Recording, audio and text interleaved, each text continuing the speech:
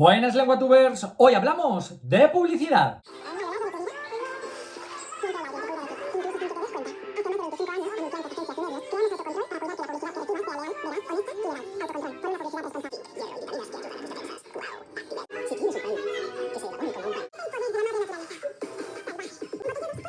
Pues sí, a veces nos molesta, ¿verdad?, cuando estamos viendo algún tipo de serie o de programa, pero otras veces nos divierte y entretiene. Hoy en concreto hablamos de este tema desde el punto de vista de la lengua. Hablamos del lenguaje verbal en publicidad y del lenguaje no verbal. Bienvenidos a LenguaTube.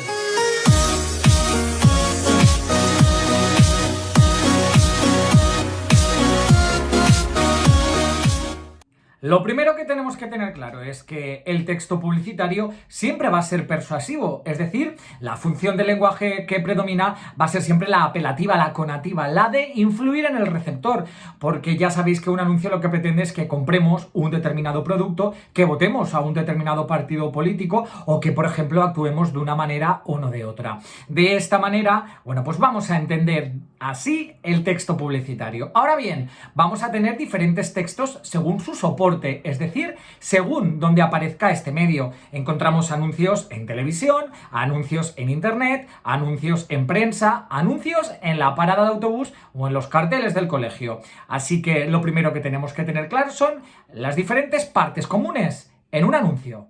Lo primero que nos llama la atención de un anuncio es la parte icónica, es decir, la utilización de imágenes ya sea en foto o en movimiento, en vídeo, así como los logotipos de una marca o también las variaciones tipográficas. Esto quiere decir los diferentes tipos de letras que nos llaman tanto la atención, pero también otra cosa que nos llama la atención de un anuncio es evidentemente el cuerpo. Ahí tenemos la información, es decir, el texto, aquella parte argumentativa con la que se me quiere convencer de algo, así como el eslogan, que es la fórmula que finalmente vamos a recordar. Siempre el eslogan es una frase corta o, por ejemplo, un verbo en imperativo que nos va a llamar la atención y que va a hacer que recordemos fácilmente ese texto, ese eslogan y que lo asociemos a nuestra marca. En cuanto al lenguaje verbal en la publicidad, podemos decir que la modalidad que predomina es la exposición y la argumentación. Y sus rasgos lingüísticos fundamentales son los siguientes. Desde el punto de vista fonético, el uso de la rima y también el empleo de aliteraciones, por ejemplo, con un poco de pasta basta. En recursos léxicos y semánticos tenemos la presencia de neologismos, que son palabras inventadas, pero también el uso de palabras de otros idiomas o juegos y frases hechas. En neologismos, por ejemplo, ¿y si te pica un abejonejo?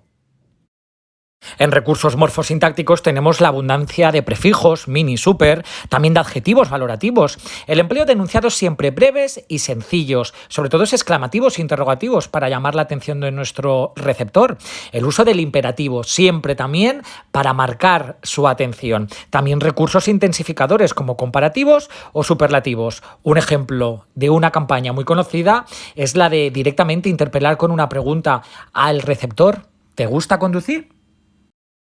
El último recurso, el textual, son recursos literarios, como ya conocemos, hipérboles, metáforas, comparaciones o también algunos de carácter discontinuo, puesto que no siguen una estructura secuenciada y progresiva. Un ejemplo: no es lo que tengo, es lo que soy.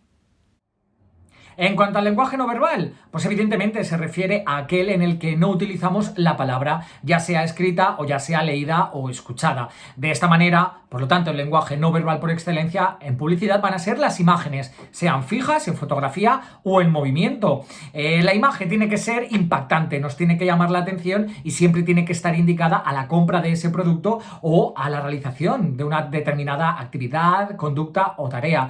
En este caso, vamos a especificar que son muy importantes los colores, porque depende de la utilización de un color u otro, crearemos una sensación u otra en nuestro espectador.